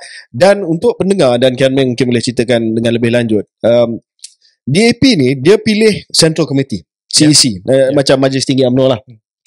Tetapi jawatan-jawatan utama, contoh jawatan pengurusi, jawatan Setiausaha Agong, the most important dalam DAP adalah Setiausaha Agong lah. Itu adalah party leader, ya. Tidak dipilih oleh perwakilan yang pergi ke Kongres, tetapi dipilih di kalangan CEC. Betul. Di kalangan CEC yang telah pun diundi, berapa ramai? 20 orang? Sekarang 30 orang. Mereka akan ada secret ballot dalam CEC tu untuk memilih Setiausaha Agong. Macam pop so asap putih akan keluar dan dia akan umumkan. We're not playing on that trope. No, exactly. Come on. Really not my attention. Nanti Hanayo marah. Okay, but coming back to this. So why the secret? Kenapa tak pilih pemimpin yang dapat nombor 1 dalam CEC, dia jadi Setiausaha Agong sebab dia paling popular. Kenapa nak kena ada second round of internal voting pula? Apa jenis sistem ni? Saya rasa ini adalah kekuatan DAP pada pandangan saya. Kekuatan. It's a strength of DAP. Di mana mungkin ada seorang pemimpin DAP yang memang sangat popular kerana ceramah dia memang dapat beratus ribu orang yang sokong dia dan sebagainya. Hypothetical. Jadi untuk pilihan CEC ni, pemimpin ni akan dapat nombor 1. 1, 2, 3, top 3. No, maybe number 1. Okay, number 1. Tapi oleh kerana pemimpin ni tidak boleh bekerjasama dengan wakil yang lain, wakil CEC yang lain, dia tak dapat sokongan yang daripada kawan-kawan dia. Saya rasa lebih baik kalau ada seorang lain lagi yang boleh mendapatkan sokongan dia di kalangan CEC yang dilantik sebagai Setiausaha Agong ataupun sebagai pengerusi, sebagai jawatan-jawatan yang lain dan sebagainya. Jadi saya rasa itu adalah sesuatu yang baik kerana tidak ada adversarial. Mungkin di UMNO, you adalah gang team A ataupun team B, dan senarai dan menu tu memang akan ikut gang team A. Dan kalau you kalah, contoh kalah pemilihan presiden, you terus out. You're not even in the lineup of MKT. Ya, betul. Yang dalam kes DAP ni tidak begitu. Ya, kalau mungkin you dapat nombor 31, 32, mungkin you boleh dilantik dilantik sebagai wakil CEC, appointed position. Dia macam trade off lah sebab sistem ni tak adalah demokratik sangat. Nama demokratik, tapi demokratik dalam erti kata perwakilan yang pilih. Yes. Tetapi ini adalah the quote-unquote wisdom of the leadership to decide. Tapi ni memang sesuatu yang diterima oleh semua pucuk, semua grassroots, semua orang yang buang undi, mereka memang tahu. Tidak ada tekanan daripada grassroots DAP untuk ubah never been discussed. So yang dapat nombor 1 ni biasanya dia tak akan jadi Sus Agong. Dalam sejarah DAP saya rasa Sus Agong tak akan dapat nombor 1 sebab Sus Agong terpaksa buat keputusan yang tough decision. So dia tak akan jadi yang paling popular lah. Mungkin ada calon yang tidak dinamakan. So adakah yang dapat nombor 1 ni, adakah dia belagak sikit walaupun dia bukan Sus Agong? Aku nombor 1, kau ni siapa? Mungkin top 5 lah, ada sedikit. Ada sikit kan. Okay. Tapi untuk top 5 tu mereka mungkin kali ni mereka dapat top 5, untuk lain kali mereka mungkin dapat 20. There's changes. Often there are changes. Saya tahu bahawa Sus Agong ni ada convention of term limit now. Tiga penggal. 3 terms, 3 penggal. Dan sebab itu Anthony mengambil alih daripada Guan Eng. Yes, tetapi adakah Kian Meng dan sebahagian besar daripada DAP lega sebab Guan Eng bukan lagi Sus Agong DAP? Sebab let's be open here. Guan Eng is a tough leader. Saya dah berdepan dengan dia banyak kali di dalam parlimen waktu kita bahas masa dia Menteri Kewangan. Tetapi beliau bukanlah the easiest leader to like. Likeability dia bukan macam Anthony. Anthony ni quite high likability factor lah, Dan mungkin ini adalah strategi DAP, minta Guan Eng pergi ke belakang sikit, jangan cakap banyak, dan Anthony take the lead. Saya rasa Anthony adalah pemimpin yang sesuai untuk DAP dan juga untuk Pakatan Harapan pada waktu ini. Sebelum ni, saya rasa style yang lebih agresif yang diamalkan oleh Guan Eng adalah sesuai pada masa itu. Apabila mungkin tahun 2008 di mana sebelum tu 2004 memang DAP low sikit. Tapi start 2008 cara yang Guan Eng mengendalikan dan juga menguruskan kerajaan negeri Pulau Pinang memang mendapatkan sokongan yang begitu baik di kalangan pengundi di Pulau Pinang dan juga di kalangan pengundi bukan Melayu di tempat yang lain. Tapi saya rasa ada juga mungkin missteps lah yang telah diambil oleh.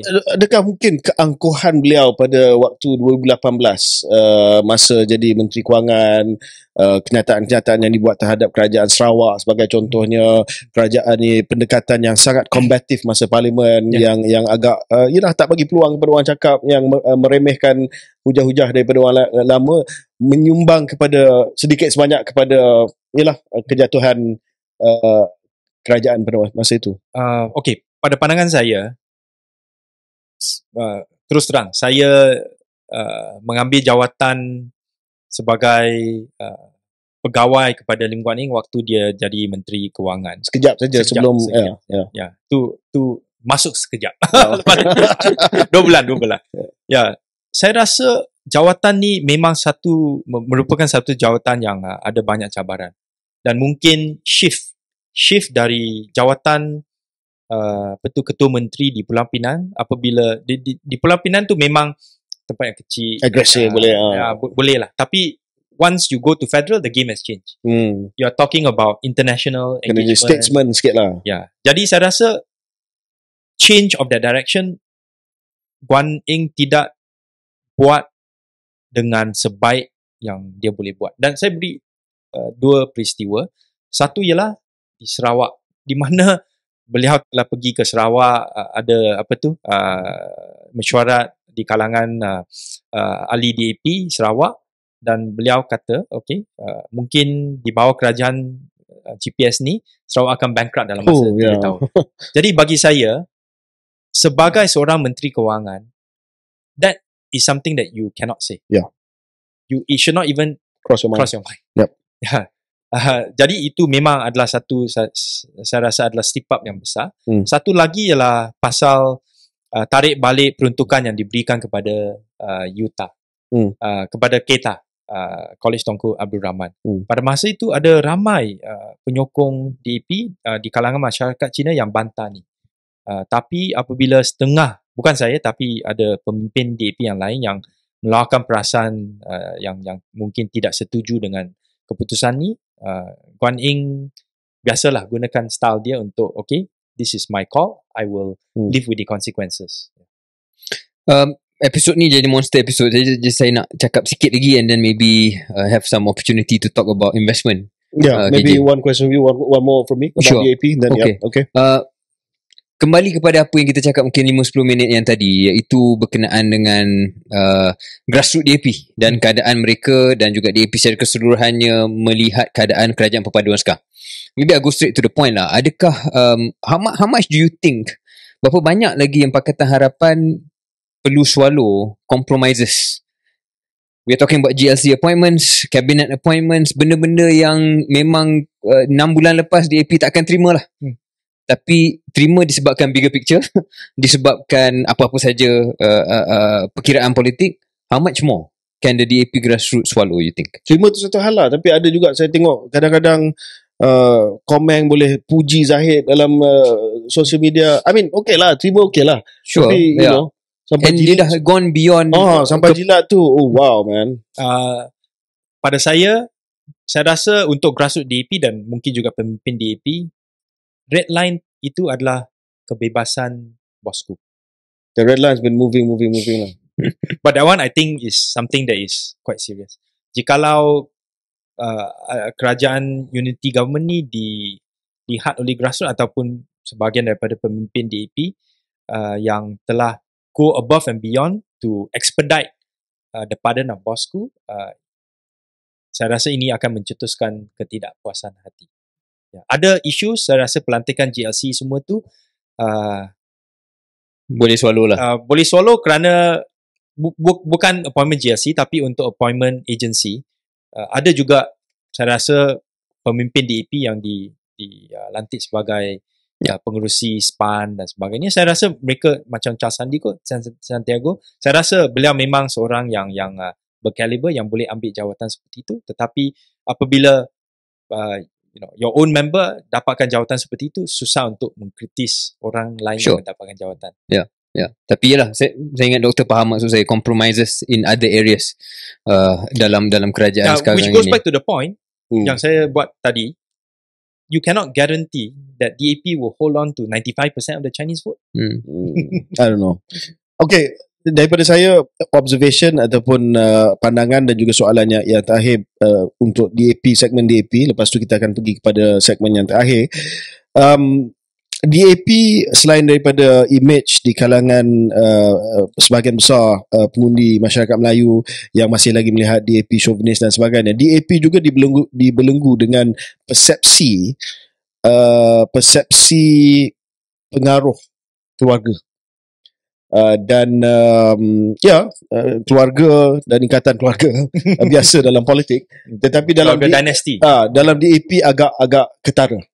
Sebab Kit Siang, Susah Agong, lepas tu pengurusi Kim Hock came in for a while, short time, and then of course Guadeng. Dan masih ramai yang masih lagi sebut bahawa DAP walaupun sudah ada peralihan pemimpin, changing of the guard, tetapi kuasa di sebalik tabir adalah masih keluarga Lim. What do you say? Saya kurang setuju kerana saya rasa setiap parti kekuatannya bergantung kepada kepelbagaian di kalangan pemimpin. Dan di kalangan pemimpin DAP, saya rasa Kit Siang memang ada watak sendiri dan dia memang elder statesman dalam parti dan ramai orang menyanjungi beliau. Tapi memang on a day-to-day decision making process, semua tu dia memang tak campur tangan. Dan saya rasa dia dah move on to the next stage. Untuk Guan Eng, saya rasa beliau masih lagi berpengaruh, tetapi saya rasa ada ramai orang yang telah mengalih perhatian mereka kepada Anthony Loke sebagai satu usaha agung yang baru.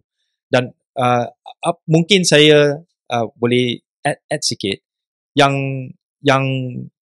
tempat di mana saya rasa mungkin Guan Eng dan adik beliau Hui Ying yang sekarang adalah Timbalan Menteri Pendidikan, mereka masih lagi berpengaruh ialah di Pulau Pinang. Ya, kerana Pulau Pinang tu memang kubu kuat DAP sekarang dan jentera dan juga organisasi tu memang boleh disway oleh Guan Eng dan juga Hui Ying. Ya, tapi itu mungkin terhad kepada Penang. Di Perak saya rasa Ngah Kong Meng adalah Warlord. tokong kat sana. Warlord. Ya, di Selangor mungkin ada orang yang lain, di Johor ada orang yang lain, di Sarawak ada orang yang lain. Ya, Okay. jadi tak begitu accurate lah untuk kata Lim family yang control semua. Okay. Alright. Okay. So kita akan break seketika dan kita akan kembali segmen terakhir untuk episod Keluar Sekejap kali ini.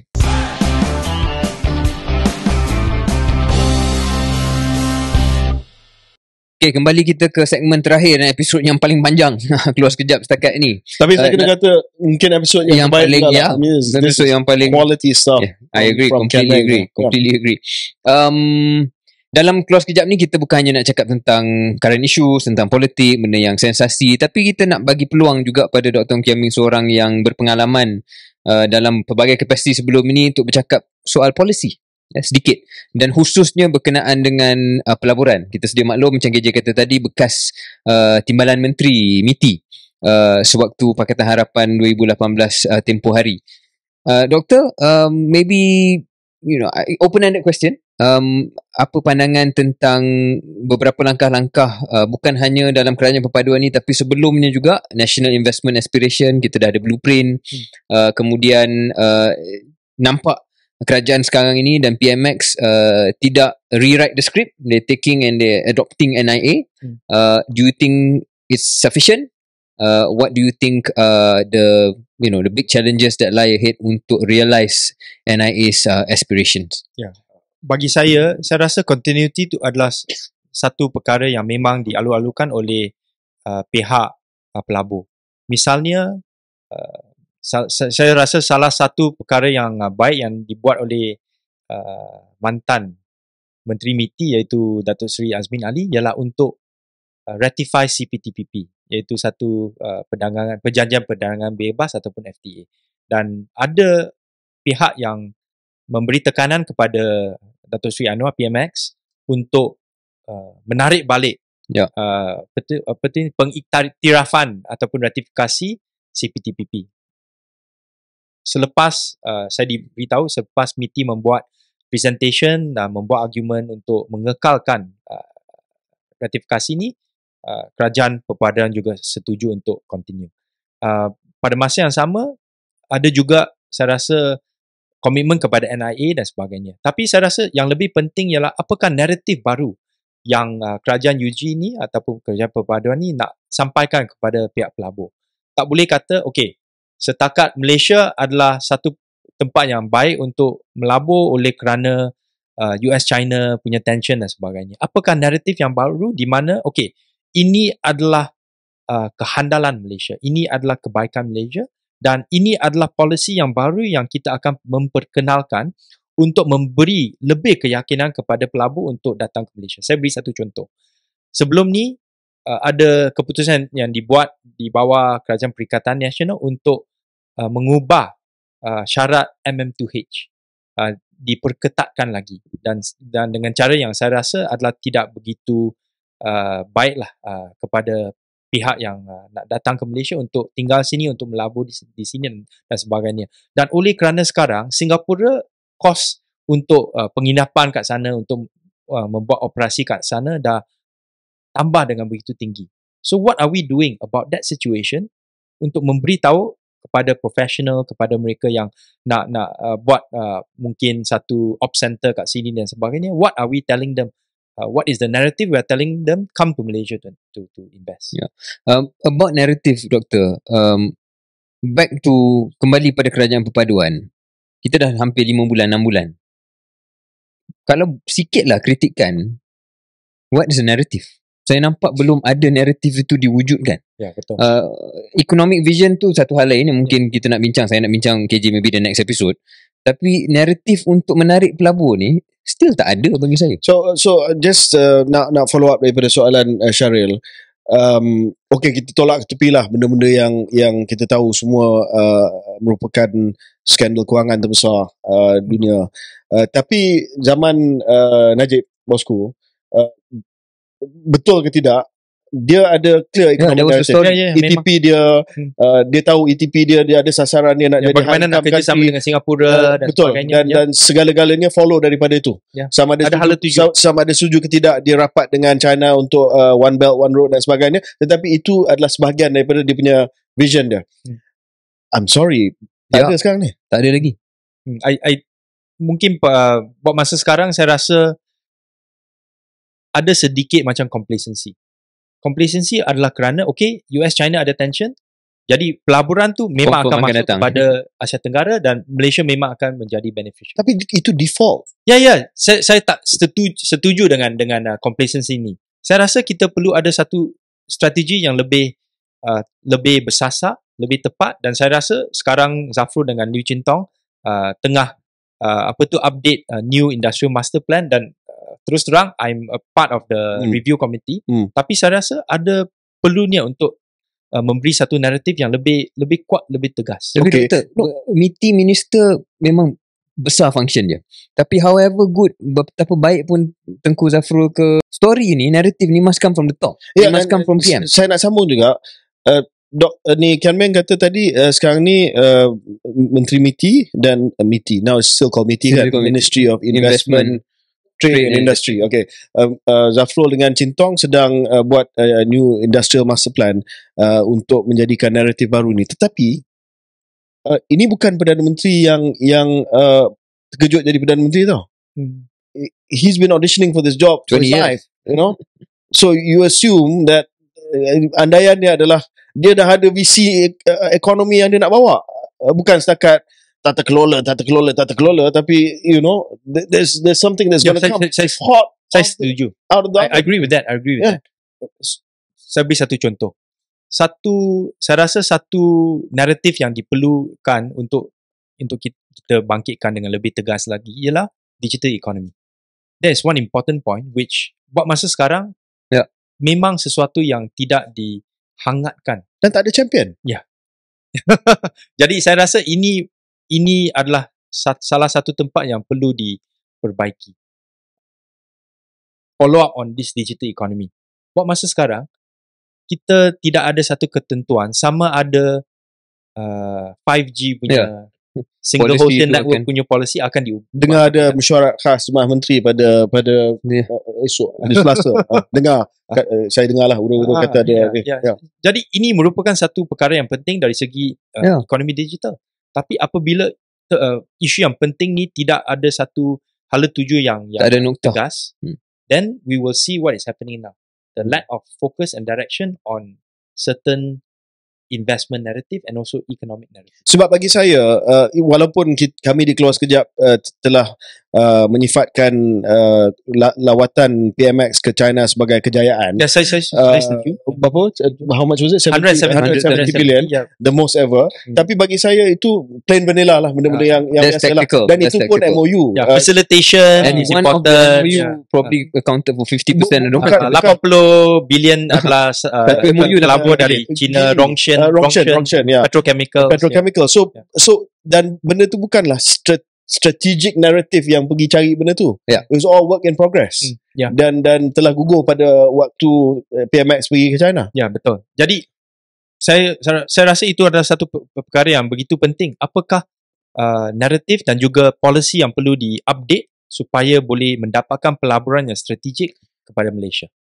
Jika Kian Meng masih lagi di MITI, katalah Kian Meng adalah Menteri MITI sekarang ni, dan Kian Meng ada elevator pitch kepada PMX, what is our narrative in an elevator pitch right now, termasuklah digital economy semua ni, bukan default, bukan dapat hasil daripada geopolitical war US dengan Amerika Syarikat, tetapi apakah nilai tambah dan advantage Malaysia sekarang ni berbanding dengan Vietnam, berbanding dengan Indonesia, berbanding dengan all our competitors right now. Digital economy confirm the single wholesale network model dalam 5G, take advantage of Malaysia's better positioning vis-a-vis Singapore in terms of cost, bring the global business center or service center ke Malaysia, attract good quality investments from China, not just the ones that are offering themselves, tapi ada perlu tapisan, and then also have a new narrative and momentum on FTA, perjanjian bebas yang baru. So these are the things that I would focus on. Well, I hope he's listening, and I hope kita akan dapat I hope this satu won't. narrative. I hope that this can be communicated to mungkin No, Tengku Zafrul whatever. ataupun. Yeah. Again, saya rasa dari segi MITI dan Tengku Zafrul ada visi tersebut, tapi saya bertegas bahawa benda ni must come from the top. Sebab it's a national story, it's an entire economic vision. Bukan semata-mata mendapat pelaburan taktikal. Kita pergi lawatan ke negara A, kita bawa balik berapa, negara B bawa balik berapa. Kalau tak sebahagian daripada naratif, it's not going to excite. And maybe one last point in this, kalau naratif tu boleh disampaikan melalui PMX, melalui Perdana Menteri, visi ni akan diserap oleh semua kementerian dan juga menteri. Betul. Bukan saja di MITI tetapi di menteri-menteri. Sebab government memang top down macam tu lah. dia punya momentum kena top down lah. Yes, betul. That's government. Yes. That's government. Just mungkin satu lagi perkara, sebab kita sebut tentang tentang pelaburan luar. Saya nak sebut sikit lah, minta pandangan Kian Meng sebab dulu di MITI. Pelaburan dalaman. DDI. Ya. Ada ahli akademik yang berpendapat bahawa kita telah melalui premature deindustrialization. Betul. Tetapi adakah kita masih lagi boleh kejar industrialization, ataupun adakah kereta industrialization ni dah tinggalkan stesen? Dan sebab kita tengok Biden sekarang, dia mula untuk reindustrialize balik, Rust Belt semua dia cuba bawa masuk dengan subsidi, dengan pelaburan dan sebagainya. Chips Act dia bawa, IRA dia bawa semua syarikat-syarikat antarabangsa dan juga syarikat Amerika Syarikat untuk menubuhkan kilang semula di kawasan-kawasan Rust Belt ni. Is it too late for Malaysia? Kalau boleh saya tambah daripada apa yang KJ kata tu, selain daripada soal premature deindustrialization, mungkin itu yang berlaku, adakah doktor merasakan antara kelemahan naratif kita ataupun pendekatan kita tentang pelaburan ialah kurangnya fokus kepada local supply chain, bagaimana nak integrate dengan rantaian bekalan tempatan supaya ada kesan gandaan lah yang sepatutnya. Sebab FDI ke DDI ke, kalau benda tu habis kat situ je, that's not the point. The point is the multiplier effect and how it affects the rest of the economy. Dan saya sebut ni sebab antara kawasan industri yang masih lagi paling berjaya di Malaysia adalah Pulau Pinang. Pulau Pinang, and that is your 70 story, 80 story. That's still going strong today. And that has the local supply chain stuff. That has the clustering stuff. You have the vendors, you have the suppliers, you even have the Penang Skills Development Corporation. PSDC. PSDC. Jadi jawapan saya untuk kedua-dua soalan ni adalah saya rasa related lah. Kerana nombor satu, I think we can reindustrialize. Maksudnya kebanyakan FDI yang akan masuk ke Malaysia ni bukan macam capital inflow seperti Singapura, bukan service inflow seperti Singapura. Kebanyakan ni adalah di dalam manufacturing ataupun manufacturing related services. Pembuatan lah, buat benda lah. Buat benda, with US, China dan sebagainya. Itu nombor satu. Nombor dua ialah apabila FDI itu masuk ke Malaysia, memang perlukan DDI ataupun local supply chain untuk menyokong FDI ini. Dan tambah satu lagi ialah untuk DDI ini memang perlu sedikit bantuan daripada kerajaan. Of course. Dan buat masa sekarang, refer back to policy. Ada satu policy yang dipanggil Domestic Investment Strategic Fund. Ada lebih kurang 200 juta ringgit yang disalurkan melalui dana ini, tetapi application has been closed semenjak Disember 2021. Tidak ada hala tuju yang baru untuk DSIF ni untuk memberi rangsangan kepada DDI yang disebut oleh KJ dan juga Syaril tadi. So this is one of the narrative that needs to flow in. Okay. Alright, wow. Monster episode. Oh my God. Monster episode. So saya rasa kita telah bincang banyak perkara dalam episod kali ini dengan Kian Meng. Kalau episod ini merupakan audisi ataupun audition untuk Kian Meng, saya rasa dia lulus dengan cemerlang lah. Dan mungkin boleh dijemput semula dari masa ke semasa untuk bersama dengan kita. So sebelum kita mengakhiri episod ini, saya nak balik kepada soalan yang personal. Mungkin pendengar sekarang ni boleh dengar bunga api yang sedang meletup di atas kepala kami di sini. Tetapi Kian Meng, you said that you keluar sendiri sekejap. How long is sekejap? Adakah Kian Meng akan satu hari lagi nanti menjadi yang berhormat Ong Kian Meng, Dr. Ong Kian Meng, ahli parlimen XXX. Okay. Saya belum lagi bersara dari frontline politik. Saya juga terkejut sedikit lah apabila KJ kata dia dah bersara. But I think although I know you're a Kobe fan, but mungkin MJ episod kedua atau ketiga boleh kembali lagi lah. So I hope, But with the Bulls, not with the Wizards. so harapan saya ialah supaya KJ mungkin selepas ini boleh ada peluang untuk pulang balik ke gelanggang politik secara rasmi. Untuk saya, I have not closed the door. Pintu tu tak ditutup lagi. Saya akan menilai semula dalam masa 4-5 tahun. We don't know what the political situation will be like at that time, but I have not said no. Jadi mungkin boleh plan satu comeback, tetapi fokus saya pada masa ini adalah di fokus akademik saya dan KPI akademik. Ada apa-apa nasihat untuk kami berdua? Apa yang patut kita buat sebagai seorang yang dah keluar sendiri, yang dah plan kan? Dalam keadaan kami ni, if you were in our position, what would you do?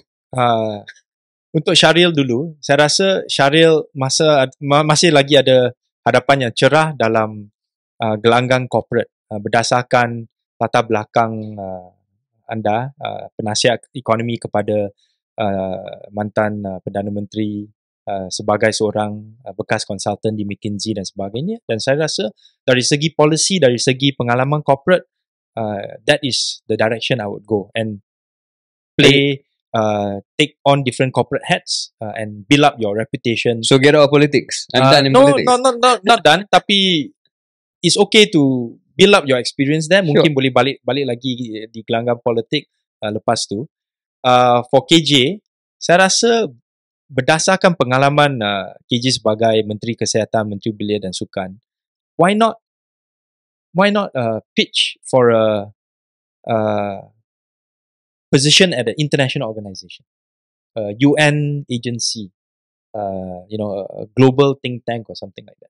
You're getting rid of me. Halau saya. You want to put us out? Out. Come on, man. You boleh pergi mendapatkan pengalaman, mendapatkan satu stature yang lebih tinggi, and then sebagaimana yang dibuat diamalkan oleh Perdana Menteri sebelum ni, Muhyiddin pernah dipecat. Siapa lagi pernah dipecat? Anwar pernah dipecat. Dr. Mahathir pernah dipecat. Your good friend. Yeah. So mungkin selepas tu, the opportunity for you to come back with even more experience. That is, I think, sesuatu yang memang saya rasa kebanyakan pengundi dan juga rakyat Malaysia akan mengalu-alukan. Last, adakah kami patut menyertai parti DAP? Dan jika ya, dalam satu ayat, kenapa kami patut menyertai DAP? Should we go first? Yes or no? Yes. Okay. Yes. Perlu dipertimbangkan. Okay. Why? One sentence. Kerana DAP memerlukan calon Perdana Menteri. And both of you fit the bill. Crazy. Good way to end. Man. Good way to end. Wow. Dr. Ong Kian Meng. Good times. Terima kasih. Thank you. Thank you for having me. Thank you. Thank you. Okay. Terima kasih. Kita kembali dengan episod selepas ini. Terima kasih.